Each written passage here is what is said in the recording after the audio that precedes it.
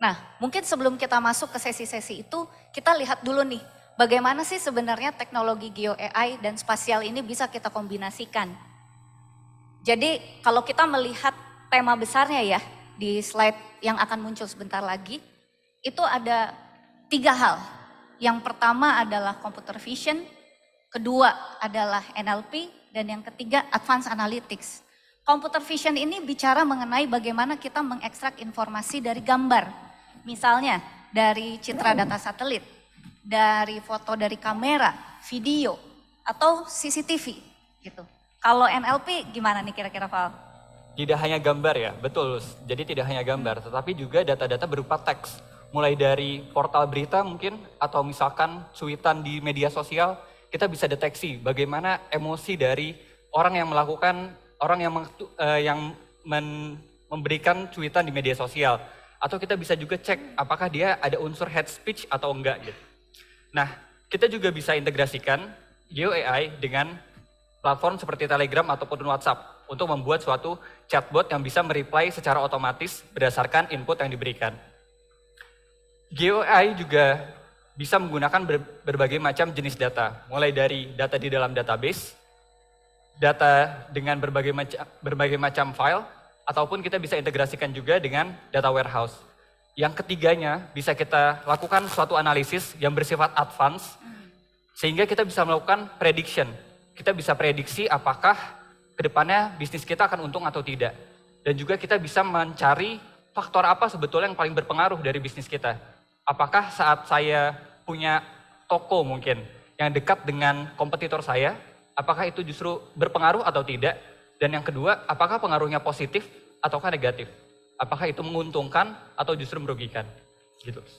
Nah, mungkin tadi Naufal menyebut-nyebut tentang bisnis. Tentu saja ketika kita bicara bisnis, kita bicara proses juga nih. Nah, secara garis besar ada beberapa tahapan proses yang bisa kita bantu dengan Geo AI. Pertama, kita bicara plan, yaitu bagaimana kita mengumpulkan data untuk kita melakukan perencanaan nih. Apa yang akan kita lakukan berikutnya. Kemudian setelah itu kita bicara juga mengenai capturing. Bagaimana orang di lapangan ini bisa mengambil data sebanyak-banyaknya atau secepat-cepatnya juga untuk memberikan informasi kepada stakeholders lainnya. Setelah kita melakukan capturing, tentunya kita butuh juga nih mengolah data-data tersebut agar bukan hanya menjadi data, tetapi menjadi analisis dan understanding, insight untuk para stakeholder semua. Tidak kalah pentingnya ada monitoring. Jadi dari semua proses yang sudah kita lakukan sebelumnya nih, bagaimana sih kita secara real time, secara terupdate bisa memonitor sehingga tidak ada loss of information.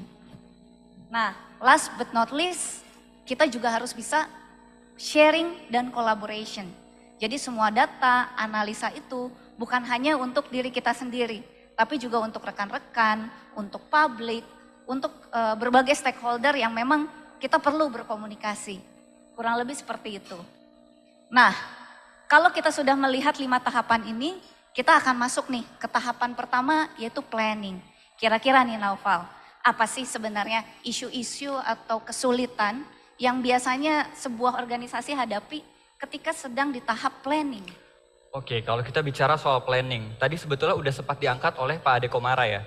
Jadi untuk melakukan suatu tindakan di lapangan, untuk mengambil suatu kebijakan di lapangan, kita butuh suatu perencanaan yang matang. Dan perencanaan yang matang ini harus disupport dengan data yang sifatnya detail. Nah, namun data yang detail ini tentunya membutuhkan suatu, pertama waktu yang tidak sebentar untuk membuatnya. Dan juga kadang membutuhkan resource yang tidak kalah besar. Dan juga tentunya akhirnya biaya yang dibutuhkan juga menjadi sangat besar. Nah, kira-kira kalau misalnya masalahnya seperti itu, Lus, kira-kira Geo AI bisa bantu apa nih? Tentu saja ini sangat menarik ya setelah semua challenge-nya kita ketahui, bagaimana cara untuk memecahkannya. Mungkin nih di pembicara kita pertama ini akan secara langsung menunjukkan ya, show how it's done. Jadi kita akan menyambut pembicara pertama kita yaitu Pak Tri Haryo Sagoro dari Wilmar International Plantation. Kami persilakan Pak Tri Haryo untuk naik ke atas panggung.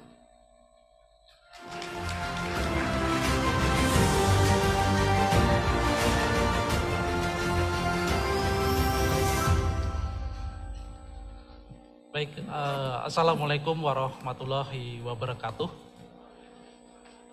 Terima kasih atas kesempatan yang diberikan kepada saya pada hari ini. Pada hari ini saya mewakili dari plantation, khususnya di perkebunan kelapa sawit. Pada forum hari ini saya ingin sharing dan bertukar pikiran sesuai dengan tema forum pertemuan hari ini. Baik, dari sisi planning, bagaimana kami merencanakan untuk mengidentifikasi deforestation maupun mendeteksi sebaran kelapa sawit dengan menggunakan GOI. Nah, maaf, masih planning tadi bagaimana ya? Oke,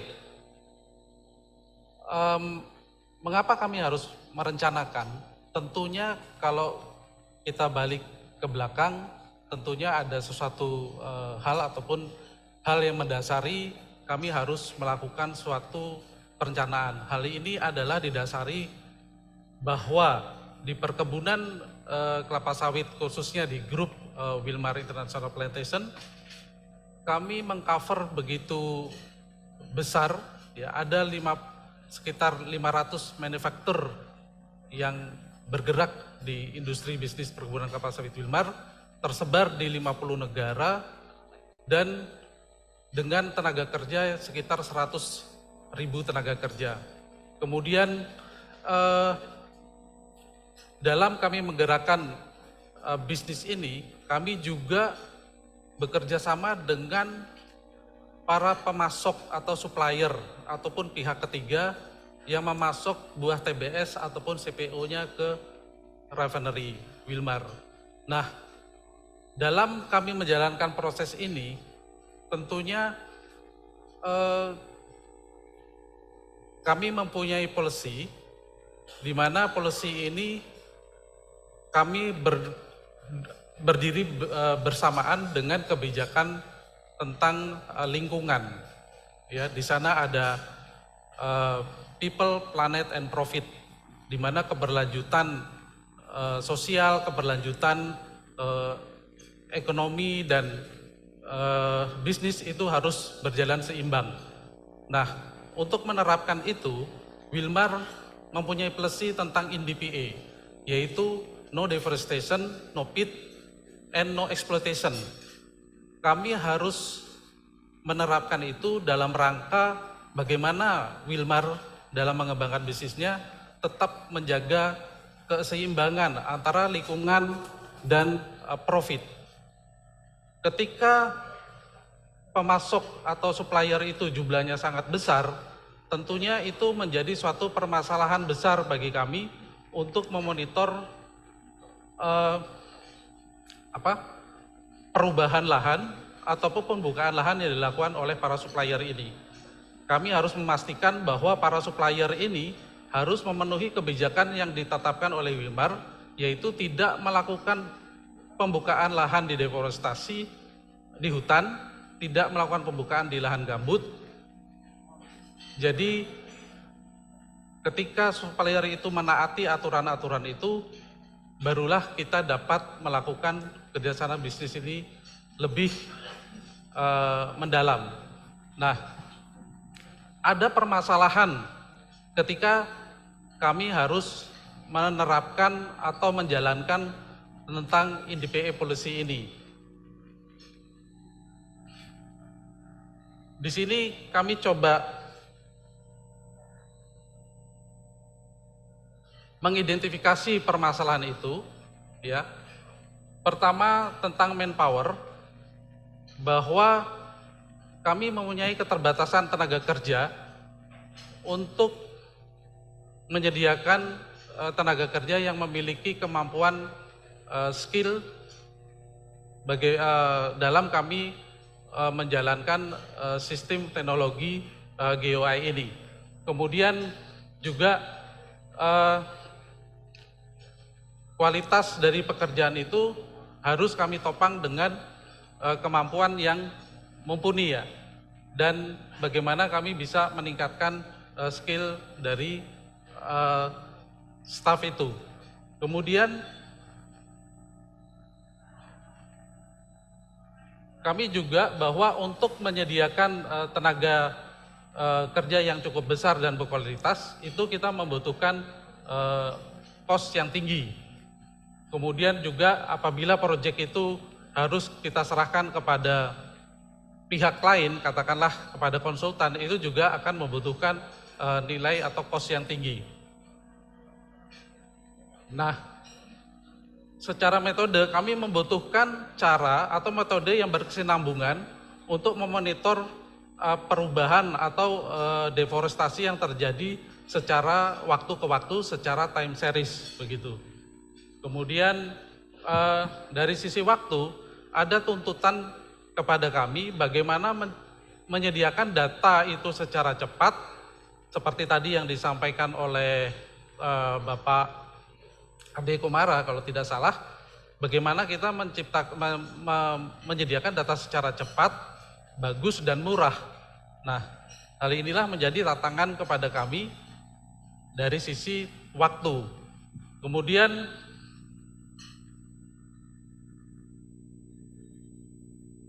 data proses dan analisis. Tentu pengolahan data secara manual ini menjadi tantangan tersendiri bagi kami. Ketika data-data yang kami olah itu volume sangat luas dan sangat besar. Wilmar memiliki sekitar lebih dari 300 supplier, di mana semua supplier itu harus kami monitoring apakah mereka melakukan pembukaan lahannya secara bersih dan clear ya. Artinya tidak melakukan pembukaan hutan secara tidak beraturan dan juga tidak membuka di lahan gambut. Nah, disinilah kami berpikir cara apa yang paling tepat agar kami dapat mengolah dan menangani permasalahan yang kami hadapi. Kami berpikir bahwa di luar sana telah berkembang yang namanya teknologi artificial intelligence.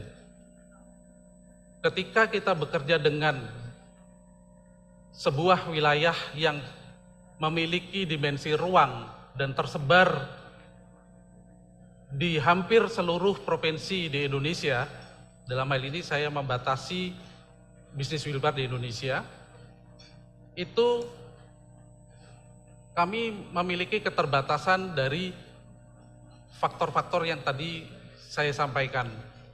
Sehingga kami melirik ya.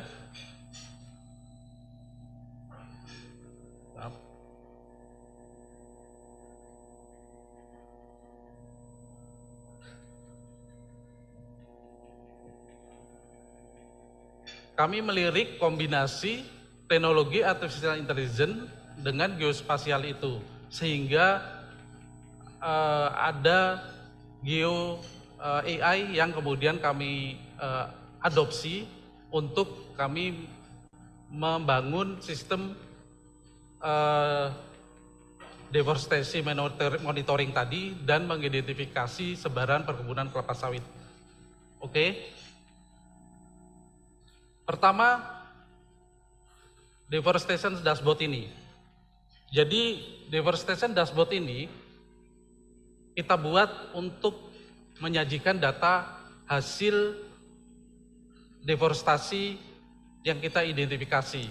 Jadi hasil dari deforestation yang kita identifikasi menggunakan GeoEye ini adalah near real time. Kita menggunakan, nah ini kita juga bersyukur ya, karena kita dipasok dengan ketersediaan citra satelit meskipun masih low resolution ya, Sentinel-2, sampai sekarang ada Sentinel-1, Sentinel-2, di mana itu dapat memasok secara time series sekitar 5 hari sekali, itu kita manfaatkan untuk melakukan monitoring terjadinya deforestasi atau tidak di konsesi perkebunan kelapa sawit yang sedang melakukan developmentnya begitu. Jadi kita near real time monitoring karena setiap 5 hari sekali kita mampu untuk melakukan deteksi data dari citra satelit tersebut. Kemudian kita menggunakan machine learning model, ya. Kami bekerjasama dengan Esri.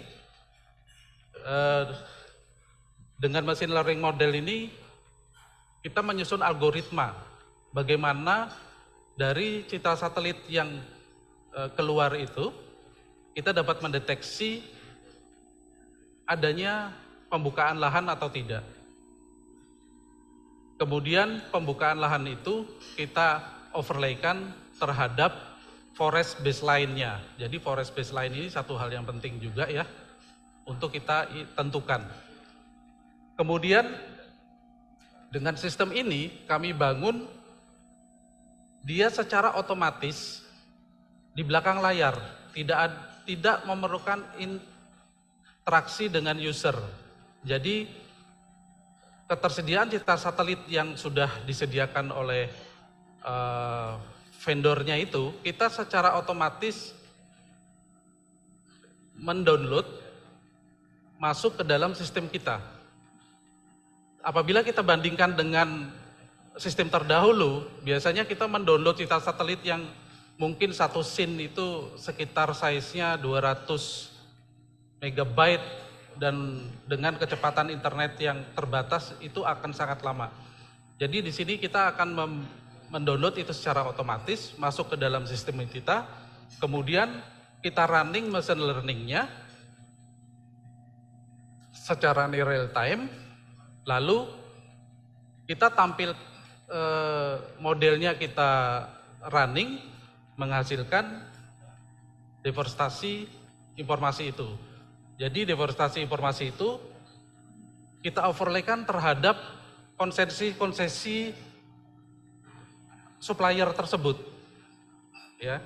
Jadi kita harus memiliki konsesi supplier yang menjadi target kita untuk dimonitor. Nanti di sana berapa luas deforestasi yang terjadi secara keseluruhan, ya, kemudian kita overlaykan terhadap konsesi, kita dapat mengidentifikasi berapa luas deforestasi di masing-masing konsesi tersebut. Nah, ini seperti tadi yang disampaikan juga oleh Pak Najib, bahwa GeoEye ini menjadi salah satu decision making ya. Jadi ini juga akan menjadi masukan input kepada manajemen kami, khususnya di bagian sustainability, untuk melakukan assessment terhadap supplier-supplier yang menawarkan TBS atau CPO-nya kepada Wilmar. Jadi kami harus memastikan dulu bahwa supplier-supplier ini mengikuti atau mematuhi INDPA sebagai kebijakan Wilmar, di mana Wilmar sebagai anggota RSPO, anggota ISPO, dan juga inline dengan kebijakan climate change ya. Kemudian kami juga mencoba mengembangkan bisnis inline dengan kebijakan pembangunan SGDS secara berkelanjutan. Kami benar-benar ingin menjalankan bisnis ini baik secara profit dan lingkungan itu berjalan seimbang, sejajar, begitu. Nah, jadi GeoEye ini membantu kami untuk kami mengidentifikasi terjadinya deforestasi di berbagai supplier Wilmar. Kedua,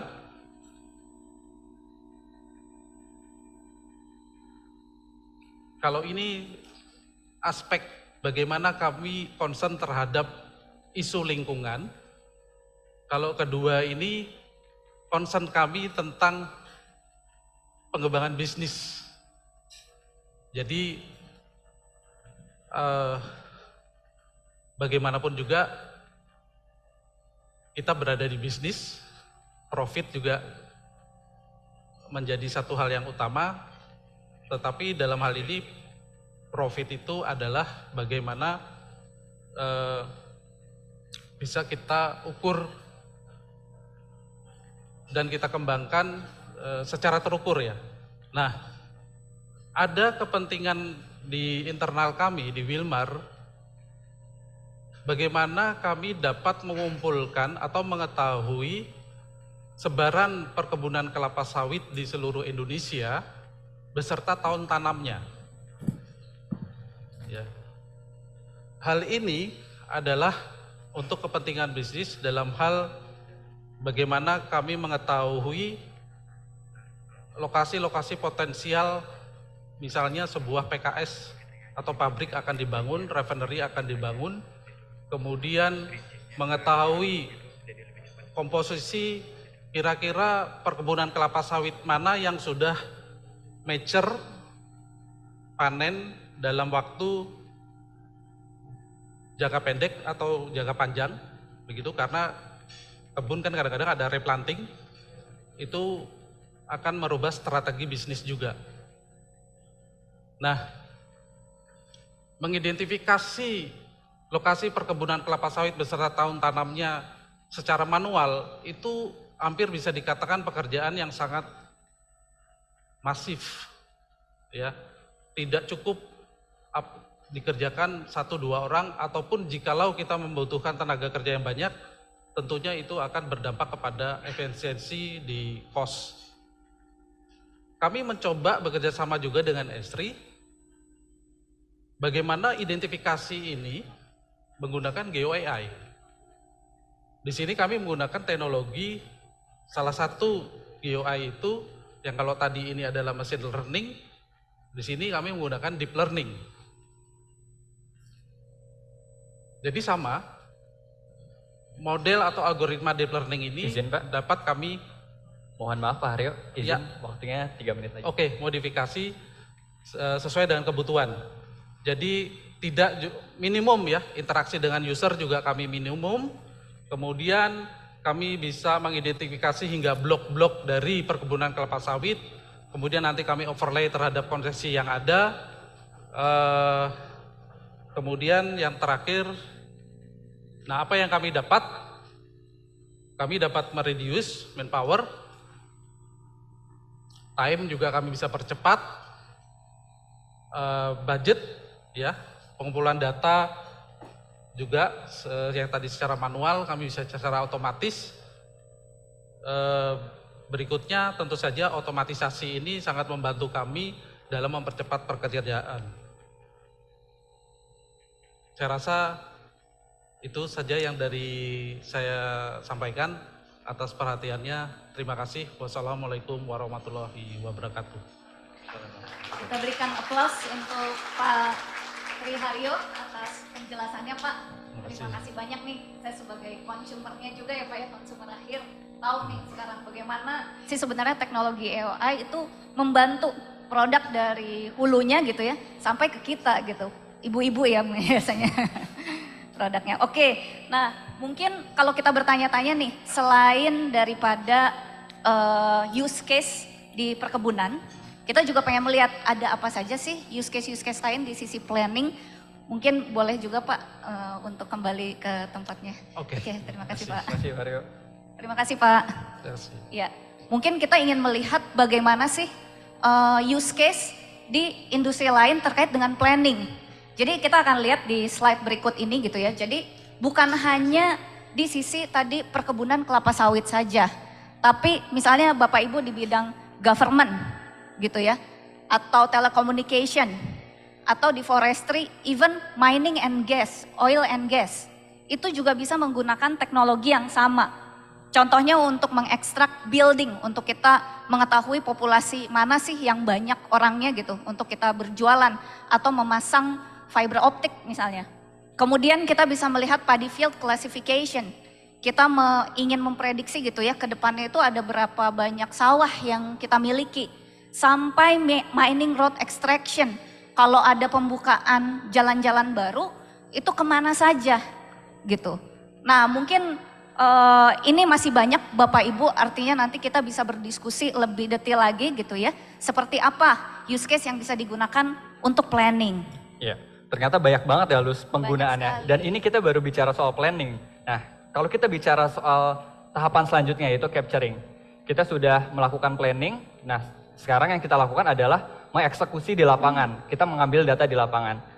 Kira-kira nih Luz, kalau soal capturing, pain point-nya tuh apa aja ya? Yang pasti itu akan banyak banget sih, karena saya sendiri pernah merasakan ya data capturing dan itu formnya juga biasanya banyak banget gitu. Betul. Kemudian dikejar-kejar waktu lagi. Tapi mungkin nih ada satu expert dari Esri Indonesia yang kayaknya akan bisa menjelaskan dengan lebih baik. Mungkin kita langsung panggil saja data scientist kita dari Esri Indonesia, Mas Agung Besti. Silakan Mas Agung.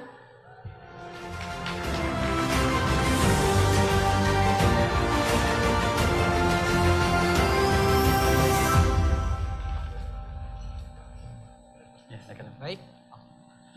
Selamat pagi Bapak Ibu sekalian. Assalamualaikum warahmatullahi wabarakatuh. Pada tahap yang sebelumnya kita sudah membahas terkait planning. Kira-kira teknologi apa yang bisa kita gunakan atau kita terapkan di GeoAI di fase planning itu. Nah, untuk saat ini kita masuk ke tahap capturing. Nah, di capturing sendiri kita di sini memiliki bagaimana cara kita menyimpan suatu data itu dengan sesuai format yang kita harapkan.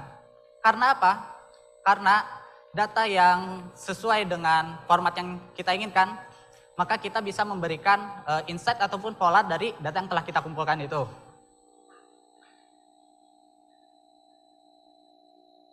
Nah, seringkali pada saat kita di lapangan, kita bisa saja misinterpretasi dari data yang kita temukan. Ada kalanya kita salah persepsi dari objek yang kita kenali. Tentu saja jika kita menyimpan data dengan salah persepsi tersebut, maka data yang kita kumpulkan itu adalah tidak memiliki pola ataupun insight dari data tersebut. Selain itu, pengumpulan data dengan jumlah yang banyak pasti memerlukan waktu yang cukup besar. Hal ini akan berdampak dengan analisis yang ingin kita harapkan. Karena data cukup banyak dan dia banyak sekali, maka analisis yang kita kumpulkan akan menjadi jauh lebih panjang. Dan itu tentunya akan menunda waktu kita untuk melakukan decision making. Selain itu, jika kita memposisikan diri di lapangan, tentu saja banyak keterbatasan tertentu yang tidak bisa kita lakukan. Misalnya, jika kita tangan kotor, mungkin saja kita tidak bisa nih melakukan report dari data yang kita punya gitu. Dan tentu saja itu akan menghambat kira-kira bagaimana sih kondisi di lapangan itu sebenarnya gitu. Dan kira-kira ada nggak sih alternatif terkait bagaimana kita melakukan otomasi dengan kondisi di lapangan yang sederhana, tapi kita tetap bisa mengumpulkan data yang sesuai dengan format yang standar. Dan tentu saja data yang dikumpulkan tidak hanya cepat tapi harus valid. Karena apa? Karena data yang kita kumpulkan jika itu valid, maka kita bisa melihat kira-kira bagaimana sih pola yang telah kita kumpulkan di lapangan, dan tentu akan memberikan pola dan juga insight untuk kita mengambil keputusan di masa depan.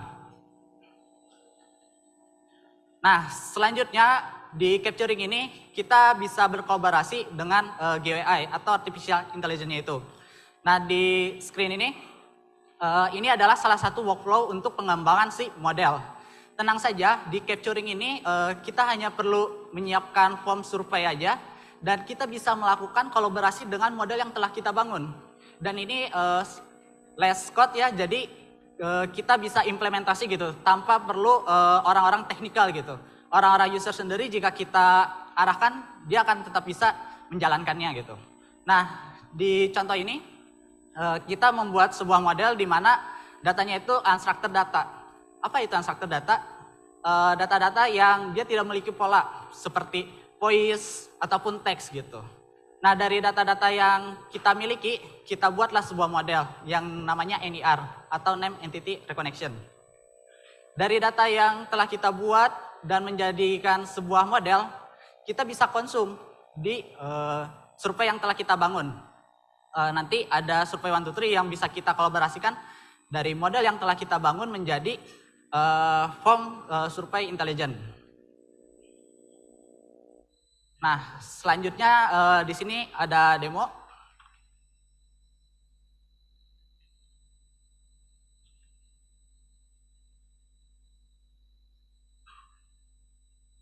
Di demo ini, Esri telah mengembangkan banyak aplikasi.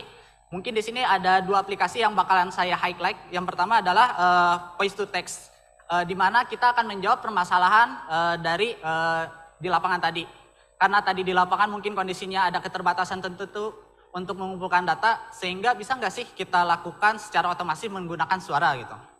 Nah, di sini kita bisa mengekstrak dari suara kita, dan saya akan coba contohkan kalimatnya. Telah terjadi kecelakaan di KM 80 arah Jakarta. Nah, kita inputkan suara kita, maka voice tadi kita rubah menjadi sebuah teks yang memberikan insight untuk orang lapangan. Dan juga ini juga memberikan kemudahan pada saat kita ingin memberikan laporan kecelakaan ataupun yang lainnya. Dari data tersebut kita bisa lihat nih kira-kira teks kita seperti apa dan informasi apa aja yang terkandung di dalamnya. Mulai dari direction itu banyak sampai ke segmennya. Kira-kira di kilometer berapa sih kecelakaan itu terjadi gitu. Tentunya ini akan memudahkan bagi para stakeholder yang di atas lah ya gitu, untuk memberikan insight kira-kira daerah mana nih yang perlu kita inspek ke lapangan gitu, agar si kecelakaan itu cepat tanggap gitu untuk diatasi gitu. Nah, selain itu kita submit ya, maka datanya sudah masuk ke dashboard, dan itu tentunya memudahkan kita untuk mengumpulkan informasi kira-kira daerah mana nih yang sering terjadi kecelakaan, dan itu bakalan bisa dianalisis lebih lanjut nantinya gitu. Selain itu, sebelumnya teman-teman, Bapak Ibu sekalian, apakah sudah ada yang mengenal ARGIS Survey 1, 2, 3? Boleh raise hand? Oke, cukup banyak ya, ada 1 juta orang. Ya, yang pertama ini ada ARGIS Survey 1, 2, 3. ARGIS Survey 1, 2, 3 ini apa? Dia merupakan sebuah pengambilan data dengan menggunakan form Excel. Hanya Excel saja, jadi tidak ada coding dan yang lain-lainnya. Nah, di data ini, yang pertama ada Ripeness Classification. Ini apa? Ini merupakan sebuah aplikasi untuk mendeteksi kira-kira tingkat kematangan sawit itu seperti apa gitu. Karena bisa saja orang lapangan dia mungkin ada kalanya misinterpretasi dari data yang kita punya, dan tentunya itu akan berefek dari data yang kita peroleh itu jadi tidak valid gitu. Nah, di sini saya coba contohkan, misalnya kita ingin mengidentifikasi kira-kira kualitas sawit yang kita punya seperti apa gitu.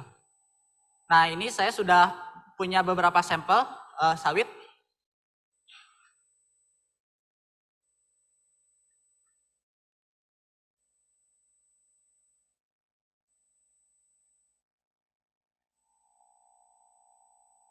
Nah, sawit yang telah kita foto, dia akan memberikan informasi terkait hasil dari model yang telah kita bangun tadi.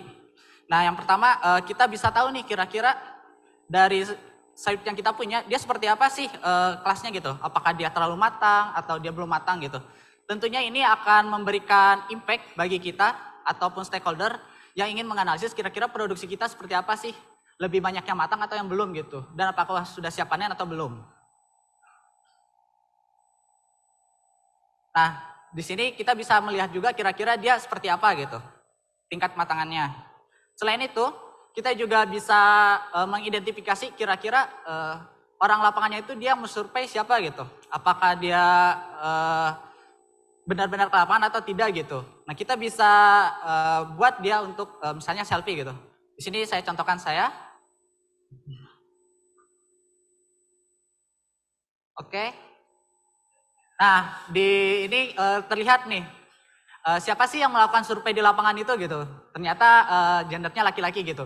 Jadi si form survei ini dia bisa kita embed di GUI-nya gitu. Yang pertama tadi untuk melihat tingkat kematangannya dan yang kedua untuk melihat siapa yang melakukan surveinya. Dan tentunya kita bisa petakan di mana sih lokasi itu kita peroleh gitu. Ini karena kita di Jakarta, jadi dia poinnya di Jakarta gitu. Nah, posisi di lapangan biasanya seringkali tidak memiliki internet.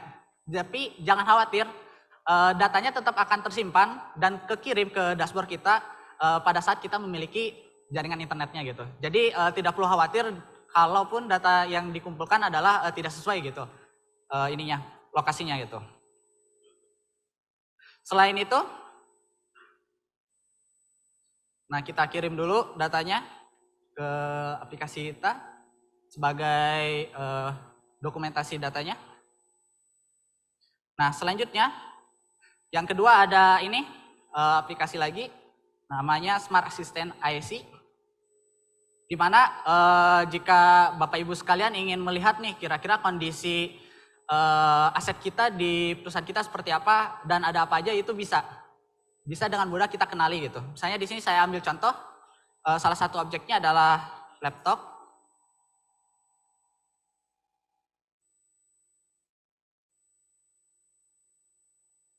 Nah, maka teridentifikasi bahwa objek yang kita ambil adalah laptop dengan tingkat akurasinya 80% katanya. Nah, selain itu tidak hanya laptop saja sebenarnya, jadi objek-objek yang lain yang perlu kita lihat itu bisa.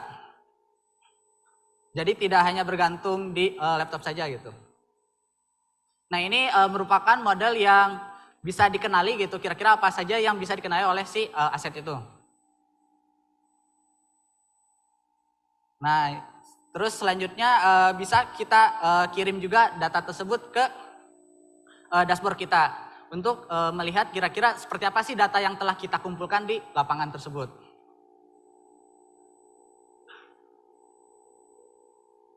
Oke, selanjutnya, nah, jadi kalau kita lihat apa sih yang kita dapatkan dari data kita tadi gitu?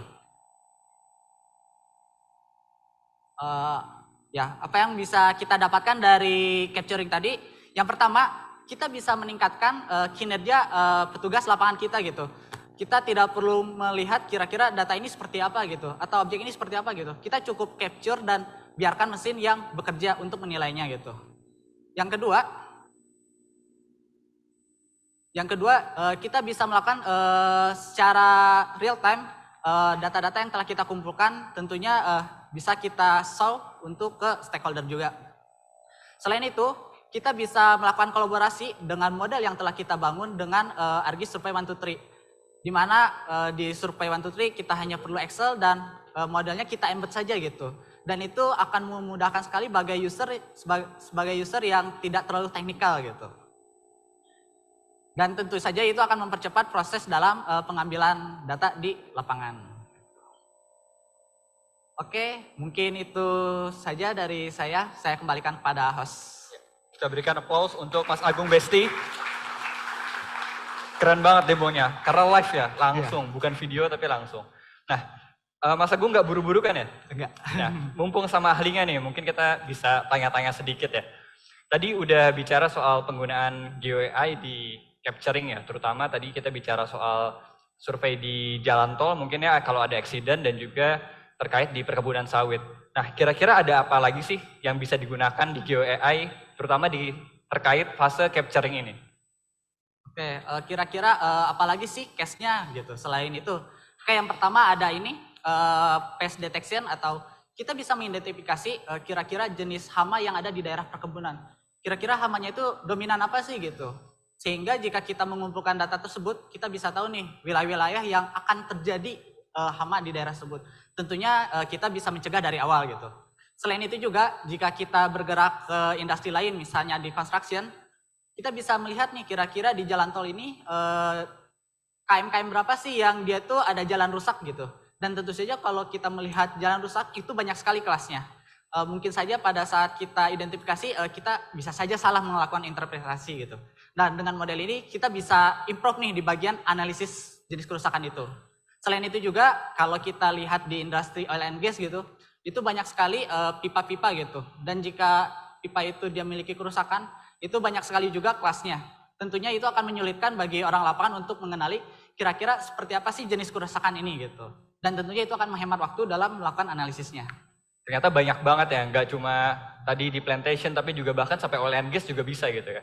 Iya. Ya, sekali lagi terima kasih Mas Agung Besti. Kita berikan aplaus sekali lagi. Terima kasih. Wah, sepertinya tadi demonya sangat menarik ya, Val. Betul. Sekarang Menarik kita nggak sekali. perlu ngisi form panjang-panjang, tinggal bilang aja halo kecelakaan gitu. Dia langsung mengisi seperti itu. Betul. Akan sangat memudahkan. Nah, sekarang setelah kita mengumpulkan data sekian banyaknya gitu, pertanyaan berikutnya adalah bagaimana sih insight yang bisa kita dapatkan gitu? Dan bagaimana caranya?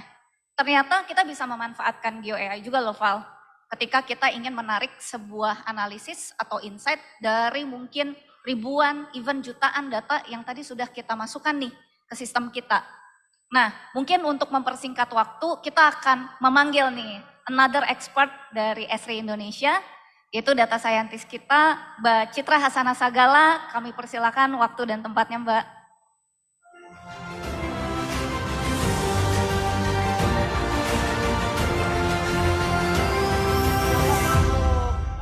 Lucy dan Noval. Tadi mungkin teman-teman udah melihat demo capturing.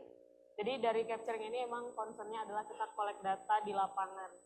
Nah, setelah data itu terkolek kan kita punya data yang banyak ya, sifatnya juga historical. Jadi bisa bertahun-tahun dan jumlahnya juga bisa sampai tera, giga dan sebagainya. Nah, apakah data itu bisa berguna untuk bisnis kita ke depannya? Kita perlu analisis dan understanding ya. Menganalisis data kita dan mengerti apakah data ini memang bermanfaat dan berguna untuk bisnis kita di masa depan. Apa sih challenge yang biasanya kita hadapi? Jadi kalau kita udah punya data historical, misalnya penjualan, terus produksi, dan sebagainya, apakah kita bisa melihat juga di masa depan, apakah produksi kita tetap stabil, atau bisa disesuaikan dengan demand yang ada di pasar, atau juga misalnya tadi kerusakan di aset-aset kita ini bisa diprediksi, apakah di masa depan akan rusak, atau kita perlu maintenance itu saat kapan. Lalu misalnya kalau kita juga punya sales, data sales, penjualan dan sebagainya, apakah kita bisa prediksi sales kita ke depannya akan meningkat atau seperti apa. Lalu dari tadi mungkin ada Pak Najib bilang, apa sih yang bisa kita prioritaskan misalnya untuk kebijakan. Nah di challenge itu kita perlu key factor namanya, key factor. Nah, dari data-data yang udah terkumpul misalnya tersedia, kita ingin cari apa sih key factor-nya yang berpengaruh terhadap misalnya tadi ya, bencana ini kerusakannya, key factor-nya apa sih, lalu kita prioritaskan di bagian yang mana. Nah, kita perlu ngedefine itu, kita dapat ngedefine itu dari data-data yang kita punya sebanyak apa dan bisa dalam waktu yang berapa lama.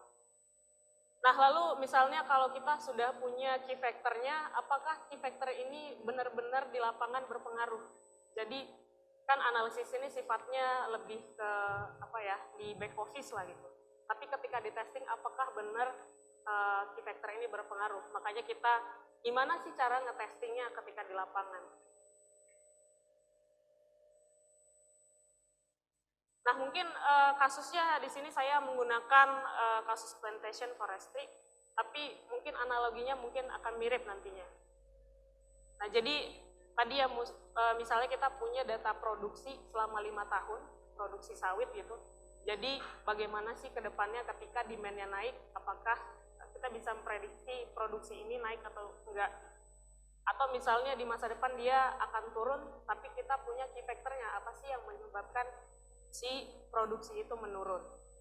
Lalu nanti dari key factor itu kita akan uji di lapangan seperti apa.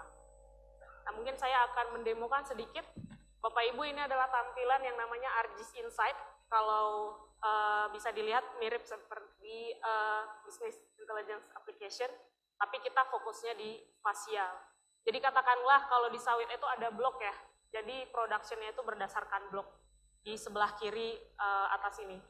Nah, si blok ini kita bisa pakai data-data yang terkait dengan data blok itu. Misalnya blok mana sih yang dia produksinya paling tinggi. Bisa kita lihat di maps-nya itu blok yang mana. Lalu kita juga bisa lihat yang produksinya paling rendah itu di daerah mana.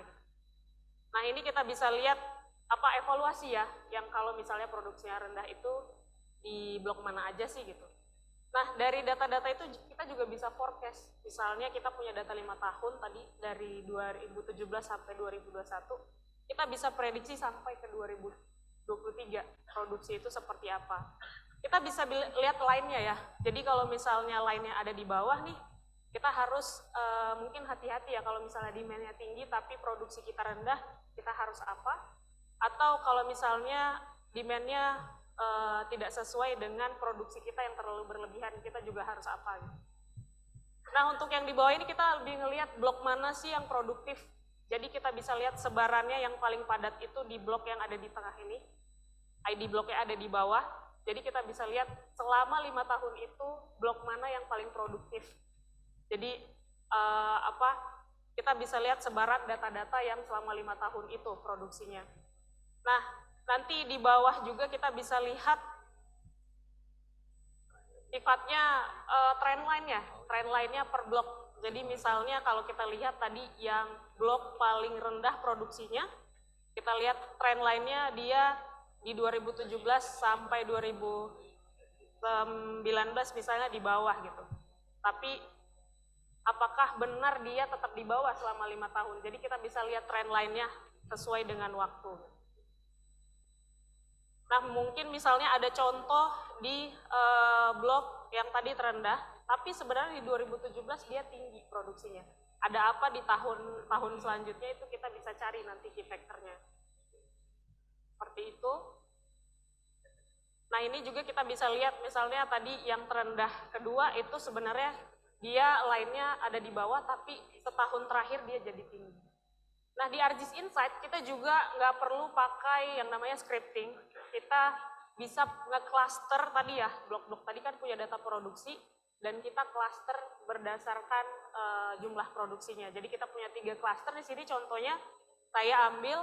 Jadi kalau bisa dilihat di sebarannya sebelah kanan atas itu, yang warna hijau adalah blok produksinya tinggi, yang warna hijau sedang itu adalah produksinya yang menengah, dan yang warna merah ini adalah yang produksinya rendah. Jadi kita bisa lihat di blok itu distribusi mapnya seperti apa. Lalu kita tidak perlu khawatir kalau melihat data ini ya, karena klasternya ada di banyak klaster 0, yaitu produksinya yang tinggi. Sedangkan untuk yang klasternya produksinya rendah itu dia lebih sedikit hasilnya. Nah, sebenarnya chart-chart ini juga di ArcGIS Insight kita punya banyak banget chart. Jadi sifatnya juga tergantung data yang kita punya, tapi apakah ada chart yang tidak bisa kita deliver? Nah, di sini contohnya ada, kita sebutnya heat map. Jadi kita bisa lihat korelasi antara key factor tadi misalnya. Jadi kalau di data produksi kan ada misalnya luas lahannya berapa, terus jumlah buah yang dihasilkan berapa. Nah, itu untuk chart-chart yang tidak bisa didefinisikan di ArcGIS Insight, kita bisa pakai script Python di luar. Jadi kita integrasikan dengan script, lalu kita run script yang udah kita buat. Nah, nanti outputnya kita bisa langsung masukkan ke dalam ArcGIS Insight kita.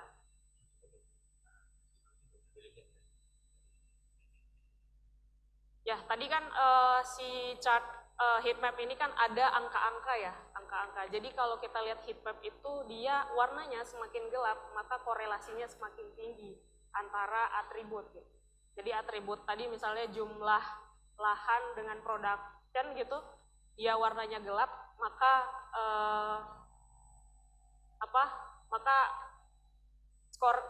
skor korelasinya itu tinggi gitu. Artinya kalau produksinya tinggi berarti luas lahannya juga termasuk besar misalnya. Atau luas lahannya besar maka produksinya bisa jadi juga tinggi gitu. Jadi dia ada korelasi di antara faktor-faktor tadi. Nah, setelah kita lihat maksudnya urutan dari korelasi antar atribut tadi, kita bisa ngedefine 6 key factor utama yang mempengaruhi produksi kita, yaitu tadi jumlah buah, terus jumlah luas lahan, lalu pupuk di sini, lalu ada mineral, topografi, dan varietasnya. Nah, kalau bisa kita lihat di sini mana sih yang paling berpengaruh terhadap produksi tadi, kita bisa lihat dari sebarannya. Pattern mana sih yang lebih mirip dengan klaster yang kita buat di atas. Tadi kan udah ada tinggi, sedang, dan rendah gitu. Nah, pattern yang paling mirip itu adalah si pupuk. Karena kalau luas lahan pasti kita udah bisa menebak ya, kalau luasnya banyak maka yang produksinya juga bisa jadi tinggi. Tapi di sini pupuk adalah salah satu faktor yang mempengaruhi tadi jumlah produksi gitu. Nah, setelah kita tahu key factor yang pupuk tadi, kita bisa testing pakai namanya A/B testing. A/B testing ini kita testing di lapangan langsung. Jadi ini adalah peta titik-titik yang sudah diambil sampelnya. Untuk yang warna biru itu adalah grup A. Grup A itu adalah yang dia daerah yang tidak diberi pupuk, dan yang B itu adalah daerah yang kita beri perlakuan, yaitu kita beri pupuk. Nah, nanti kita akan hitung conversionnya ada berapa, converted rate-nya. Nah, kita juga buat hipotesis dulu ya, biasanya kalau pakai statistical approach, kita buat hipotesis dulu yang mana yang mau kita terima. Nah, nanti setelah kita hitung berapa conversion rate-nya, di sini kita bisa lihat kalau yang grup B itu yang mendapatkan perlakuan atau yang diberi pupuk, dia lebih memproduksi lebih tinggi dibandingkan yang tidak diberi pupuk. Jadi kita bisa terima ya hipotesisnya seperti itu. Nah, mungkin itu sedikit demo dari saya. Jadi emang keunggulan ArcGIS Insight ini adalah kita bisa membuat data kita lebih sesuai dengan konteks ya. Jadi tidak hanya tadi data-data atribut yang sifatnya table, tapi kita bisa hubungkan dengan spasial. Lalu visualisasinya juga without limits ya. Jadi misalnya ArcGIS Insight tidak punya chart yang aplikasi lain punya, kita bisa menggunakan scripting atau integrasi dengan beberapa programming language.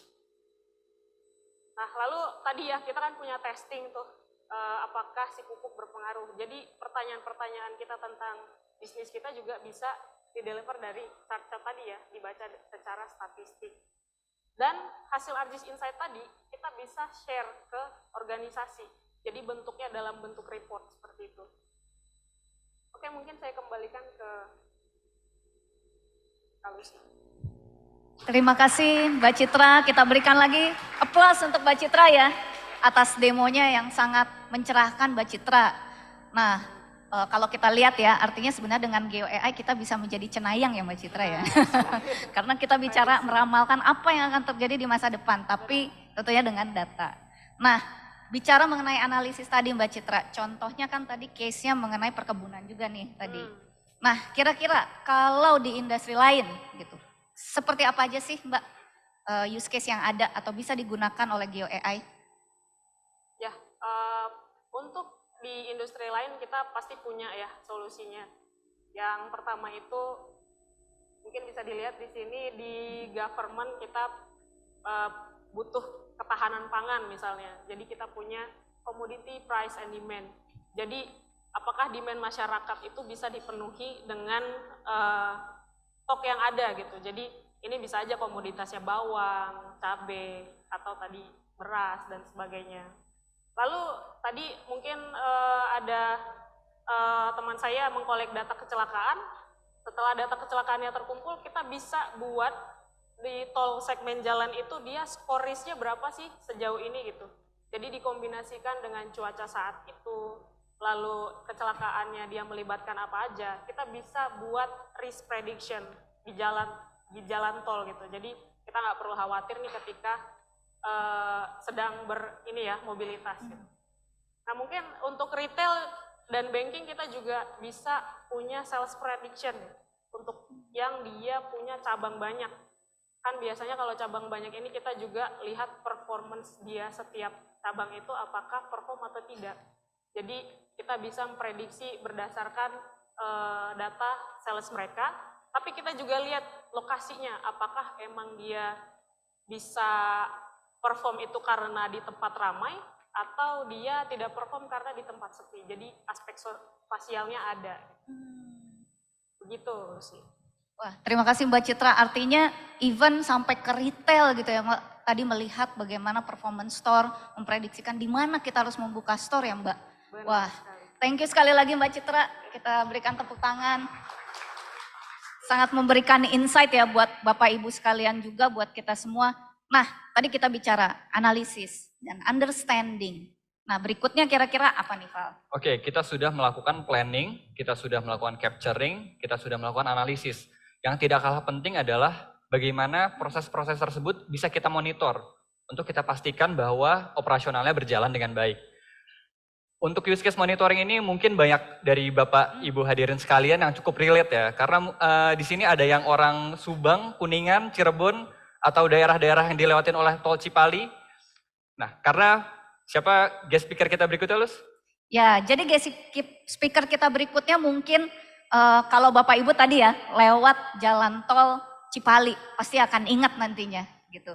Yaitu kita sambut Pak Prayogi Setio Pratomo dari Lintas Marga Sedaya atau Astra Tol Cipali. Kami persilahkan untuk waktu dan tempatnya Pak.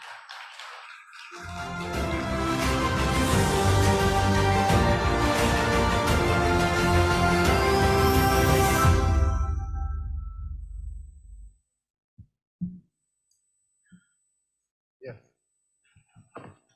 selamat pagi menjelang siang. Assalamualaikum warahmatullahi wabarakatuh. Salam sejahtera untuk kita semua. Terima kasih atas kesempatannya. Izinkan saya, mungkin bisa dipanggil dengan Yogi, cukup Yogi saja.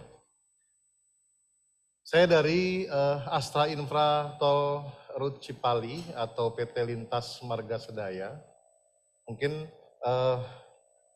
siang ini diizinkan untuk dapat memberikan sharing lah terkait dengan bagaimana kami Tol Cipali ikut berinovasi dalam digital hari ini.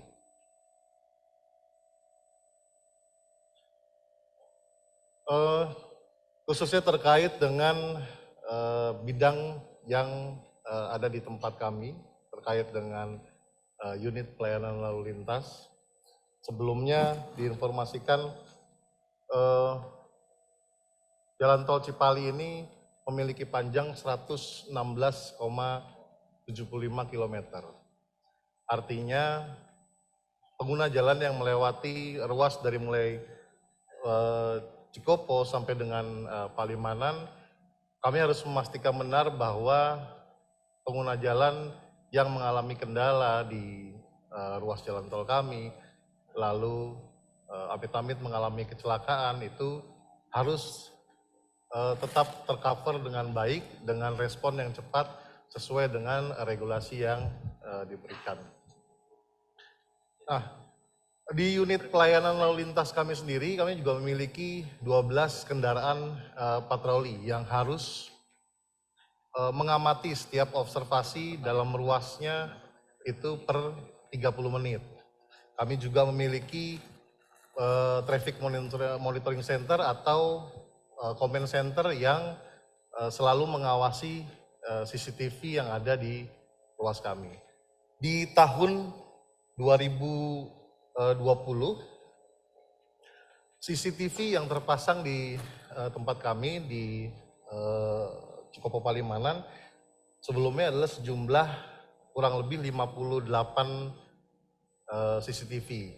Namun dengan perjalanan evaluasi lalu inovasi, kita mencoba untuk menambah jumlah pengamatan kami sehingga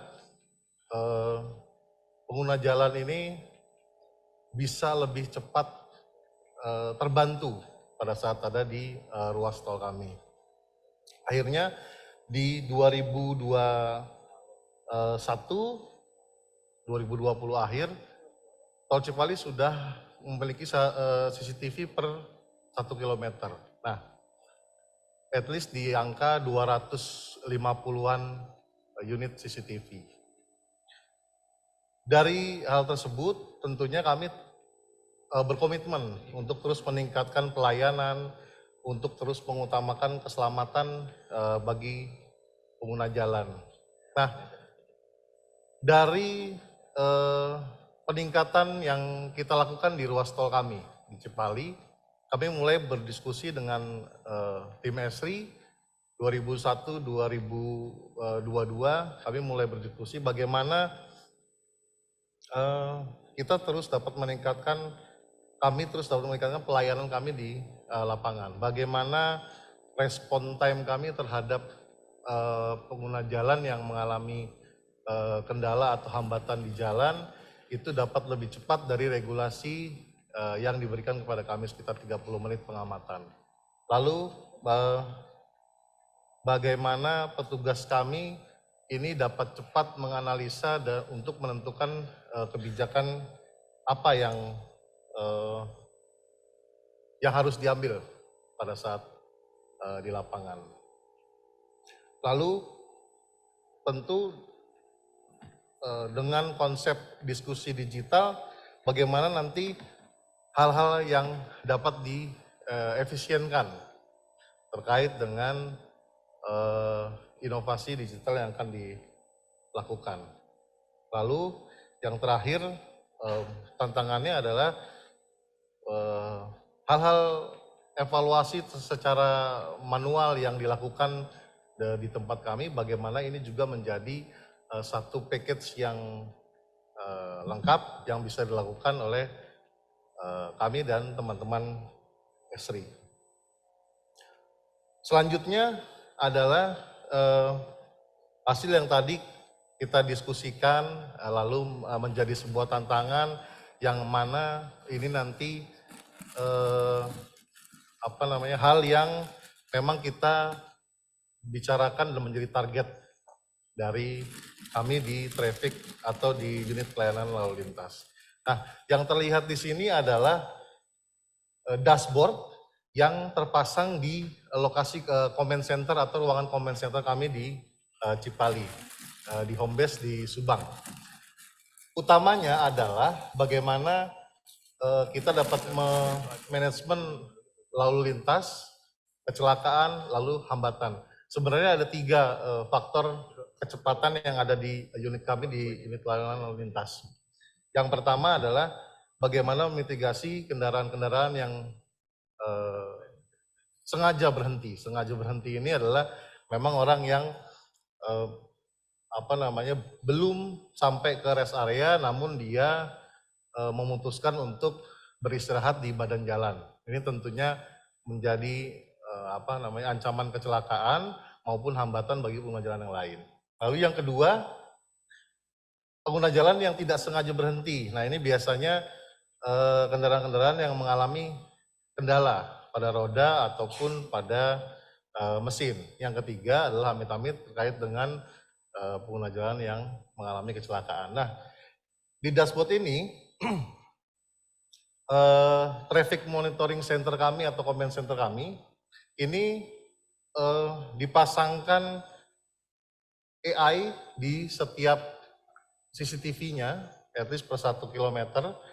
Pada saat terjadi anomali-anomali dari 3 tadi yang disebutkan, akan secara otomatis pop up di dashboard yang ada di petugas kami. Nah, ini tentunya akan memangkas waktu untuk mengirimkan petugas segera ke lokasi, tentu dengan lokasi kilometer yang tepat. Terkadang memang informasi-informasi yang didapatkan dari pengguna jalan lainnya, ini hanya kilometer utamanya saja, kilometer 102. Tapi sebenarnya lokasinya itu 102.800 misalkan. Nah, itu yang menjadi detail. Nah, di sini pop up itu keluar sehingga petugas PMC kita atau command center kita bisa langsung mengarahkan petugas ke lapangan. Lalu terkait dengan live traffic itu biasa dengan CCTV. Traffic alert-nya ini yang tadi sempat saya sampaikan bahwa bagaimana manusia atau petugas kami ini dibantu oleh kecerdasan buatan ini. Karena kita melihat 250 sekian CCTV diawaki oleh satu orang petugas, rasanya ini cukup memberikan kesulitan buat petugas, sehingga pada saat ada early warning dia sudah bisa langsung memahami kondisi di lapangan. Lalu ada public report bagaimana di medsos atau di Twitter pada saat ada orang berbicara keynote-nya Cipali, kecelakaan, hambatan, mogok, itu semua bisa terpop up di dashboard kami. Jadi petugas kita bisa langsung secara respon. Lalu hal yang lain terkait dengan awal tugas, akhir tugas, full package kita masukkan dalam digital yang sama. Jadi petugas sudah bisa mereduce pemakaian kertas. Ini mungkin sedikit gambaran yang bisa saya perlihatkan terkait dengan anomaly detection. Yang di atas ini nanti pada saat dashboard itu muncul, petugas bisa langsung lihat posisinya, bagaimana kronologinya terjadinya. Ini pun juga bisa sedikit banyak membantu kepolisian untuk melakukan analisa atau kronologi kejadian di TKP. Lalu lainnya adalah kendaraan berhenti dan kendaraan terhitung oleh CCTV atau traffic counting. Ini nantinya traffic counting juga bisa dikembangkan pada saat mendukung program pemerintah terkait dengan multi-lane free flow. Nah, dari yang tadi posisi di lapangan, ini adalah dari front end, proses sampai dengan back end.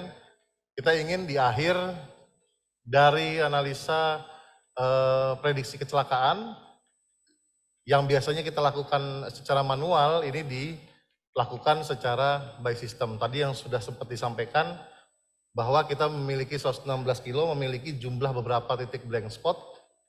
Secara otomatis dari histori 5 tahun, 3 tahun ke atas, ini sudah bisa dilakukan secara sistem. Artinya sistem sudah memberikan titik mana saja yang menjadi blank spot, jumlahnya berapa, sehingga memudahkan kami di Cipali untuk mengambil kebijakan atau mengambil keputusan apa yang akan dilakukan untuk mereduce lokasi-lokasi blank spot tersebut.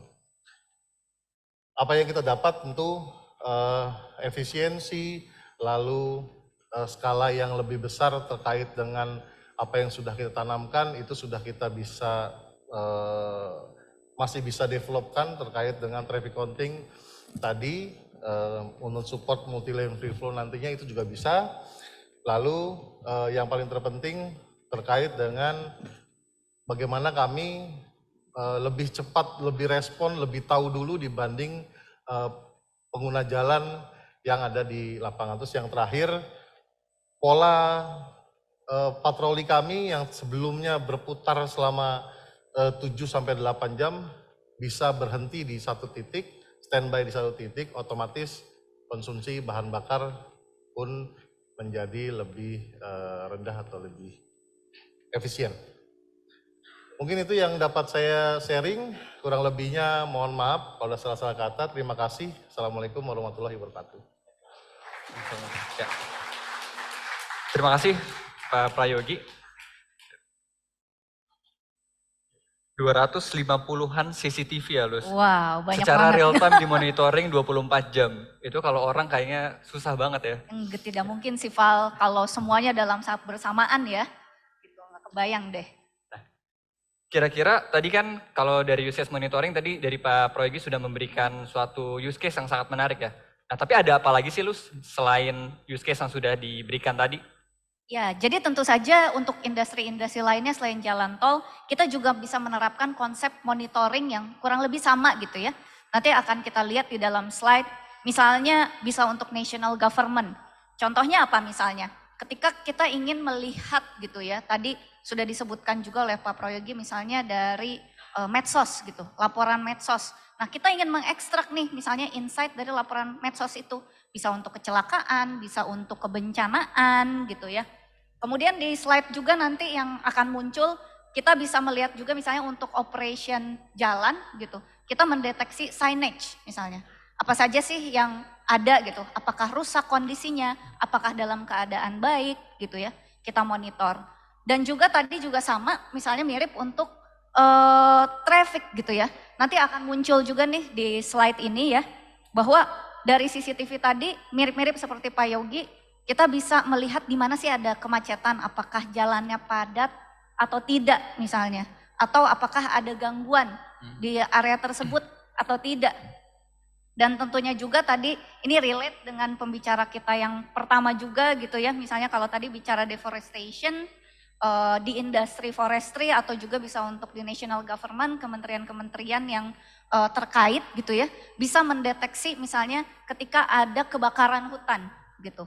Tentunya dengan kita tahu kebakaran hutan ini ada di mana atau titik-titik api itu terdeteksi di mana, kita bisa lebih cepat memvalidasi gitu, sebesar apa sih kerusakan atau benar enggak ini memang di sana terjadi kebakaran gitu Val. Nah mungkin itu adalah beberapa contoh lain ya Bapak Ibu, sekali lagi masih banyak yang bisa kita diskusikan nanti terkait pemanfaatan GeoAI untuk semua tahapan yang kita miliki, dan mungkin kita berikan aplaus lagi ya Naufal untuk semua pembicara kita Bapak Ibu yang sudah memaparkan gitu ya, begitu banyak membuka cakrawala kita mengenai pemanfaatan GeoAI.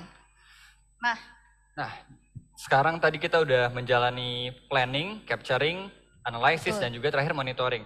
Nah, sekarang gimana kalau misalkan kondisinya saya mau sharing hasil-hasil tersebut ke pihak luar ya?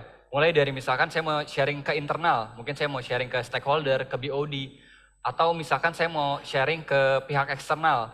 Misalkan tadi Wilmar mau sharing bahwa kita sudah melakukan deforestation tracking secara real time ke NGO misalkan. Atau misalkan kita juga mau sharing ke publik. Dari Astra Tol Cipali mungkin mau sharing ke masyarakat untuk memberikan ketenangan di masyarakat bahwa saat mereka melewati Tol Cipali itu udah dimonitor dengan menggunakan GeoAI. Gimana cara sharingnya? Nah di sini ada QR code yang mungkin dari bapak-bapak sekalian bisa langsung di-scan, karena ini akan mengarahkan bapak-bapak dan ibu sekalian ke Story Map. Story Map itu adalah suatu produk dari Esri, di mana sesuai dengan namanya itu adalah bercerita dengan peta mungkin ya. Tapi tidak hanya peta yang bisa kita tampilkan di situ. Kita bisa menampilkan hasil analisis kita bisa tampilkan dashboard kita yang sudah kita buat, kita bisa masukkan insight, Argis Insight yang tadi seperti Mbak Citra sudah sampaikan. Kita juga bisa masukkan media-media. Nah, jadi informasi yang bisa kita sampaikan itu menjadi sangat kaya dan orang yang membacanya pun bisa lebih terengage dan juga mengerti apa yang kita maksudkan. Sangat interaktif sekali ya Mas Naufal berarti. Betul. Ini adalah contohnya, ada di sebelah kanan. Contoh dari story map-nya. Dan story map ini juga sifatnya bisa dibuka di berbagai macam device. Gak cuma di laptop, tapi juga bisa di tab atau misalkan di iPad atau misalkan di handphone juga bisa. Jadi sangat user friendly ya. Ya mungkin dari sini nanti Bapak Ibu bisa juga bagi rekan-rekannya gitu ya yang mungkin belum berkesempatan untuk hadir secara langsung di sini, bisa di-share story maps-nya gitu ya. Sehingga mungkin biasanya meminta slide gitu ya kepada rekan-rekan gitu. Sekarang bisa langsung share nih dalam bentuk story maps gitu agar bisa dilihat, oh tadi acara GeoAI ini menampilkan solusi apa saja sih gitu Bapak Ibu. Nah mungkin saya ngelihat hampir semua kayaknya udah ngangkat handphone ya tadi. Terus kayaknya udah asik gitu ngelihat solusi apa yang ada di story maps ini. Nah mungkin kita akan masuk ke sesi berikutnya. Betul. Naufal. Jadi untuk sesi Q&A mungkin kami persilahkan kepada seluruh pembicara untuk naik ke panggung nih.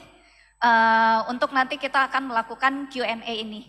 Kami persilahkan Bapak Ibu presenter tadi, Mbak Citra, Mas Agung, Pak Haryo, Pak Yogi untuk maju dan bersama-sama untuk sesi Q&A.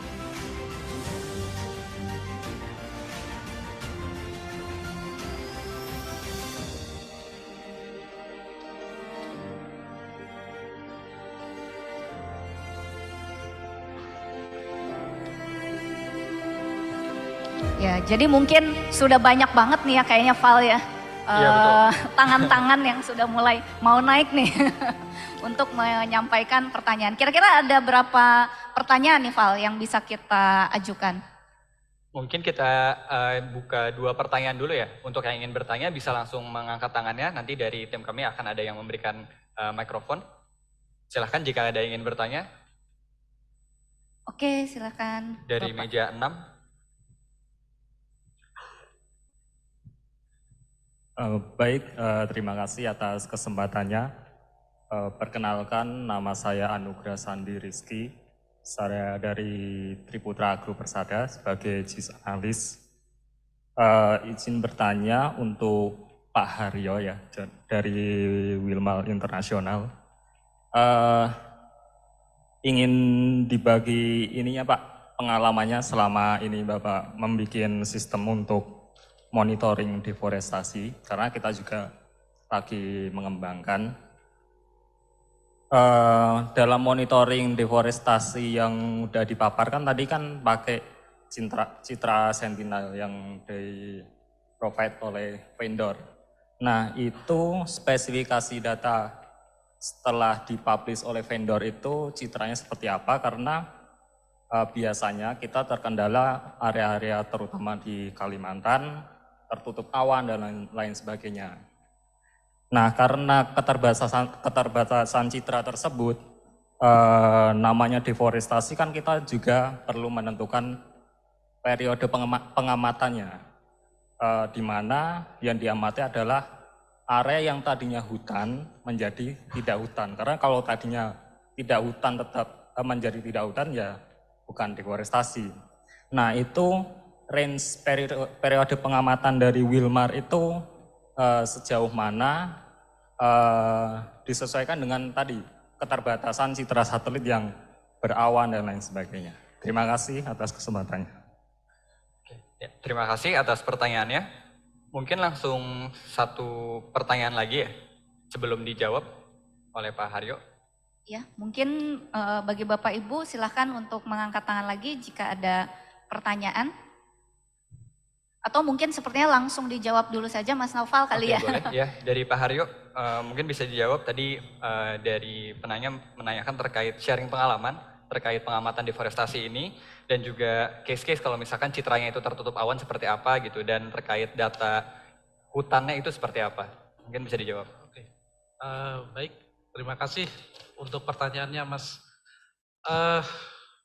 Jadi kita sebenarnya untuk para spesialis analisa remote sensing ya, citra satelit.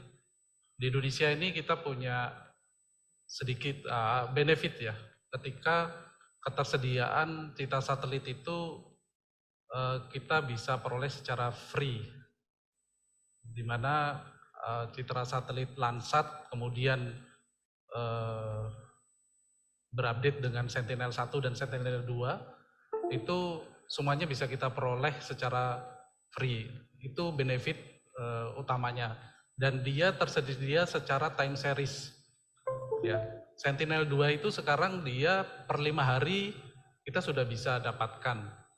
Nah, itu salah satu faktor kita bisa berhasil dalam menjalankan GeoEye ini, karena tanpa ketersediaan citra satelit yang tidak berbayar ini, itu saya rasa kok agak sulit kita untuk melakukan monitoring untuk lokasi-lokasi kita yang tersebar yang cukup luas begitu ya. Bisa, tetapi kita akan menggunakan citra satelit yang high resolution dan itu cost-nya sangat mahal, ya.